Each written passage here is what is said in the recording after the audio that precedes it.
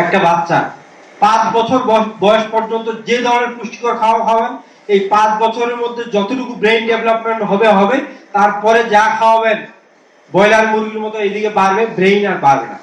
কাজেই এই খাবারটা আমাদেরকে নিরাপদ করতে হবে। এই প্রকল্পটার একটা বড় উদ্দেশ্য হলো আমাদের এই অঞ্চলের মানুষ যাতে সুস্থ থাকে, এই অঞ্চলের মানুষ যাতে মেধাবী হয়, এই অঞ্চলের মানুষ যাতে তাদের পুষ্টির চাহিদা পূরণ করতে পারে। আর ফলের বিষয়গুলো আলোচনায় নিয়ে আসছে আমরা একটাই কারণে, এই প্রকল্পের একটা বড় উদ্দেশ্য হচ্ছে সারা বছর ব্যাপী যাতে বিভিন্ন ধরনের ফল আমরা বাজারে সহজলভ্য হয় সবার জন্য। এবং এটা আপনাদের মতো যারা অগ্রগামী কৃষক, আপনারা যদি না এগিয়ে আসেন তাহলে কিন্তু এগুলো বাস্তবায়ন করা কোনোদিনও সম্ভব না। প্রকল্পের সম্মানিত প্রকল্প পরিচালক যারা কৃষিবিদ আবু রাজা মোহাম্মদ আসাদুজ্জামান স্যারকে তাদের প্রধান অতিথির বক্তব্য এবং দিনাজপুর জেলার সকলের উদ্দেশ্যে কিছু দিক নির্দেশনা বক্তব্য প্রদানের জন্য বিনীতভাবে অনুরোধ জানাই।